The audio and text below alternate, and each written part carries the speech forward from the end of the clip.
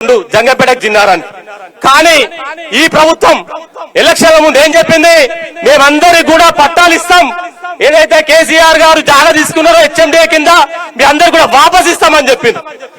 సంవత్సరంన్నర 2 సంవత్సరాలు అవుతుంది, 600 గజాలు ఇయ్యరు, మా భూమి మాకు తిరిగి ఇయ్యరు. ఈ రోజు జంగంపేట జిన్నారం గ్రామస్తులు కూడా పెద్దలు హరీష్ అన్నకు చెప్పడం జరిగింది. ఈ విషయం కూడా ఈ రోజు ఎంఆర్ఓతో అట్లాగే అసెంబ్లీలో మా సునీత మేడం కూడా ఉంది. మన జిన్నారం మండల్ గుమ్మర్దల్ మండలు ఆమె పాత మండల్, మరి ఆమె కూడా తెలుసు.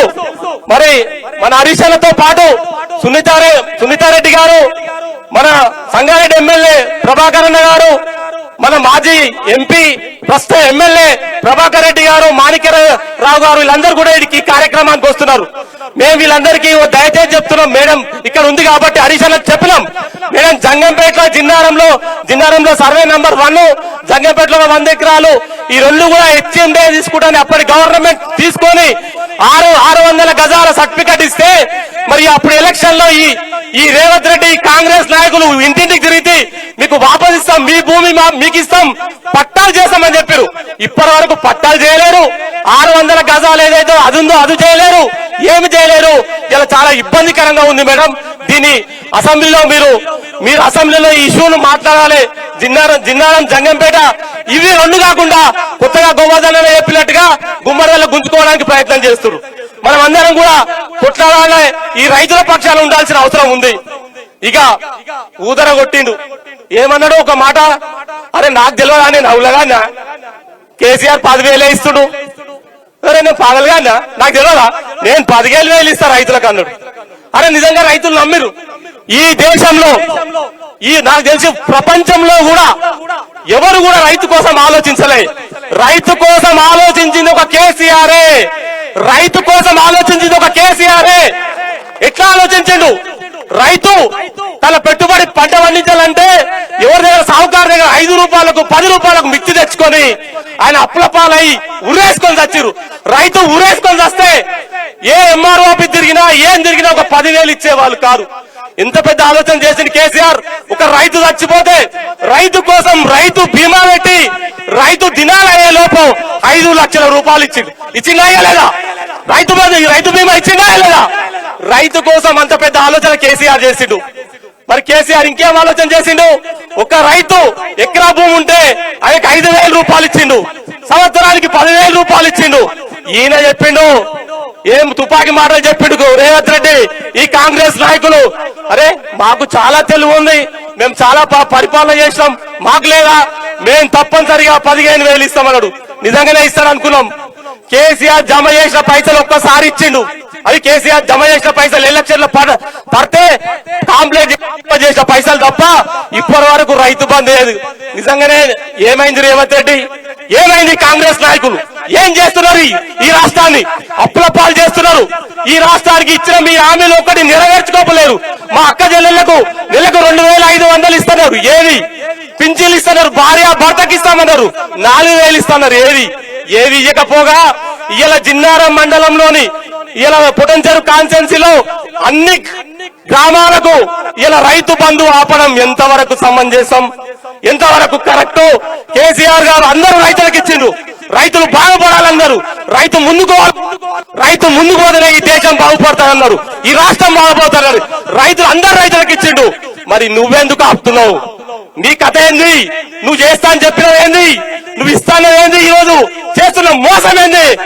ప్రతి కార్యకర్త, ప్రతి రైతు ఇలా కాంగ్రెస్ లను గ్రామాన నిలదీయాల్సిన అవసరం ఉంది. ఇలా రైతులు ఎంత సంతోషపడ్డారు, రైతుల కోసం ఎంత పెద్ద ఆలోచన చేసింది కేసీఆర్. తెలంగాణ వస్తే అసలు రైతులకు నీళ్లు రావు, ఎందుకంటే మనం ఎత్తు మీద ఉన్నాం, ఆంధ్ర వంపులు ఉన్నారు, మరి అసలు నీళ్లు రావని నన్ను ఎంతో మంది అడిగేటోళ్ళు. అసలు తెలంగాణ వస్తే నీళ్ళు ఎట్లా వస్తారా భయ్? తెలంగాణ వస్తే నీళ్లు రావట కదా. తెలంగాణ వచ్చిన తర్వాత ఈ 6 నెలల కాళేశ్వరం కట్టి ఇలా రైతులకు నీళ్ళిచ్చి సాగునీటి ఇచ్చి ఇలా కేసీఆర్. అట్లాగే తెలంగాణ వస్తే ఒక మాట చెప్పారు, తెలంగాణ వస్తే 24 గంటల కరెంట్ రాదు, అసలు కష్టమైతుంది, అసలు కరెంటే రాదన్నారు. 6 గంటలు 7 గంటల కరెంట్ ఇచ్చేది కేసీఆర్. తెలంగాణ వచ్చినాక 24 గంటలు ఇచ్చిండు. అది కేసీఆర్ దమ్ము. ఎప్పుడు నిరంతరం ప్రజల కోసం ఆలోచించే వ్యక్తి కేసీఆర్. ప్రజల అవసరాలు, ప్రజల కష్టాలకు ఆలోచించే కేసీఆర్. ఇలా చిన్నారం మండలానికి ఇలా జంగంపేటకించి డబుల్ రోడ్, బొంతపల్లికించి డబుల్ రోడ్, మంగంపేటకించి డబుల్ రోడ్, కొడకంచికించి డబుల్ రోడ్, లక్ష్మతిగూడెంకించి డబుల్ రోడ్, ఇలా ఊట్లకించి డబుల్ రోడ్. ఇది ఎంత పెద్ద ఆలోచన. ఇలా ఈ రేట్లు ఎందుకు పెరిగినాయి? ఇలా మన భూముల రేట్లు ఎందుకు పెరిగినాయి? కేసీఆర్ ఆలోచన చేసి డబుల్ రోడ్ చేసింది కాబట్టి ఇలా మన భూములకు రేట్ వచ్చింది.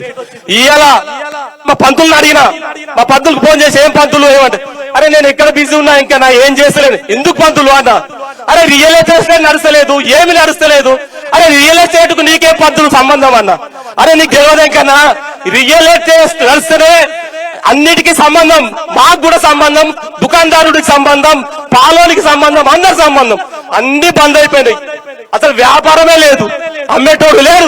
ఎవడన్నా బిడ్డ పెళ్లి వచ్చిందంటే 2 గుంటలు అమ్మి బిడ్డ పెళ్లి చేద్దామంటే అది లేదు. కొంటోడు లేడు, వస్తోడు లేడు, తిరుగుతోడు లేడు. నాశనం చేసిండు ఈ రాష్ట్రాన్ని. ఈ రాష్ట్రాన్ని సర్వనాశనం చేసి ఇంకా గొప్పలు చెప్తున్నారు. 2 సంవత్సరాలు అవుతుందిరా నాయన, ఇంకెప్పుడు చేస్తావు? ఏం చేస్తావు? ఉన్న స్కీమ్లన్నీ బంద్ పెట్టినావు. ఏ స్కీము చక్కగా ఇయ్యవు, ఏ స్కీము చక్కగా రాదు. ఆ ఇండ్లు చెప్పిరు 60 గజాలే ఉండాలంట. 60 గజాల కన్నా ఎక్కువ కడితే ఇయ్యారట. 60 గజాలలో కడతాడా? కడతాడా? సాధ్యమవుతుందా? అది ఎట్లా సాధ్యమవుతుంది? 100 గజాలు కట్టుకుంటే రేపు వాళ్ళ పిల్లలకు కూడా పనికొస్తుంది. 60 గజాలలో కడితే అది ఏమైనా పనికొస్తుందా? అడ్డమైన స్కీములు పెట్టి, పనికిరాని రూల్స్ అండ్ రెగ్యులేషన్ పెట్టి ఇలా ప్రజలు రాగం చేస్తుంటూ, రైతులు మనమందరం కూడా కలిసికట్టుగా ఉండి జంగంపేట జిన్నారం ఏదైతే సర్వే నంబర్ ఉందో మా మేడంకి ఇక్కడ ఉన్న నాయకులందరూ కూడా పూర్తిగా మద్దతు ఇస్తాం. మా అందరు హరీష్ అన్న కూడా చెప్పినాం. ఆ రైతులకు ఏదైతే 600 గజాలు ఇస్తున్నారో 600 గజాలు ఇవ్వాలి, లేకుంటే ఆ భూమిని తిరిగి మళ్ళీ ఇవ్వాలి. అట్లాగే జంగంపేట కూడా అదే చేయాలి అని కోరుకుంటూ ఈ ప్రోగ్రామ్ కు నిన్ననే మధ్యాహ్నం చెప్పినాం. హరీష్ అన్న అడిగితే ఈ కార్యక్రమానికి వచ్చింది, ఈ కార్యక్రమానికి టైం ఇచ్చింది కాబట్టి ప్రతి కార్యకర్త, సర్పంచ్, ఎంపీటీసీ నాయకులు, రైతులు అందరూ కూడా ఈ కాన్ఫరెన్స్ లో మా ఆదర్శ ఆధ్వర్యంలో కష్టపడి ఈ ప్రోగ్రామ్ ను సక్సెస్ చేసినందుకు అందరికీ తెలంగాణ వందనాలు తెలియజేస్తూ మరి దగ్గరకు వచ్చింది హరీష్ అన్న.